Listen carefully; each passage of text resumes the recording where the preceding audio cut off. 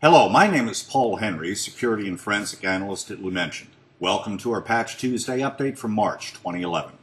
We have a light patch load from Microsoft this month, but more than enough work to go around. This Patch Tuesday wasn't very large, but it was serious.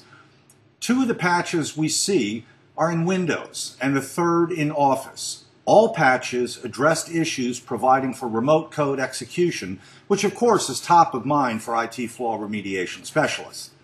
Now, if you're using remote desktop client, MS-11 should be your top priority, followed by MS-11 and finally MS-11 Those not using remote desktop client, but regularly sending or receiving large media files should focus on MS-11 first.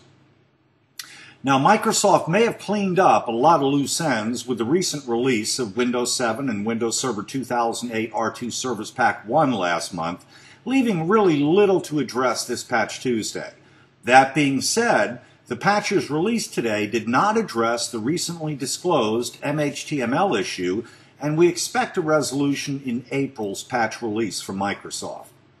Now, beyond Microsoft patching this month, there was a release from Apple that fixed over 50 issues with iTunes.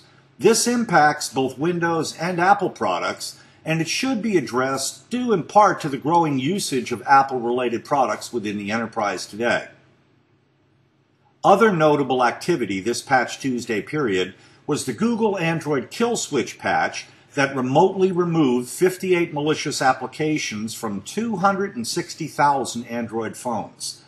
Now, since the release of the iPhone, Apple has taken a lot of heat from the user community over their decision to effectively whitelist and explicitly control which applications are permitted to run on their iPhone product.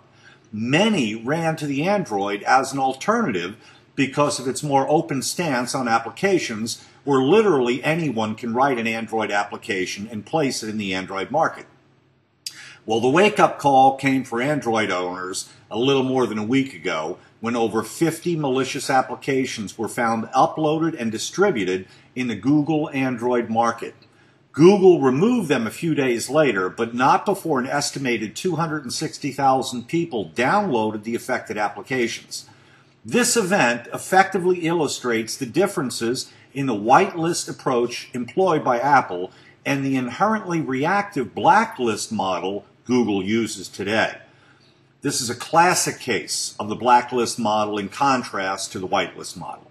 Again, Apple chose to deploy their product having explicit control of the applications that can be used on the iPhone. Google chose the blacklist model. It will certainly be interesting to see how this increasingly mobile landscape continues to evolve and how the bad guys evolve in their ability to exploit it. This has been our Patch Tuesday update for March 2011. Thank you for listening.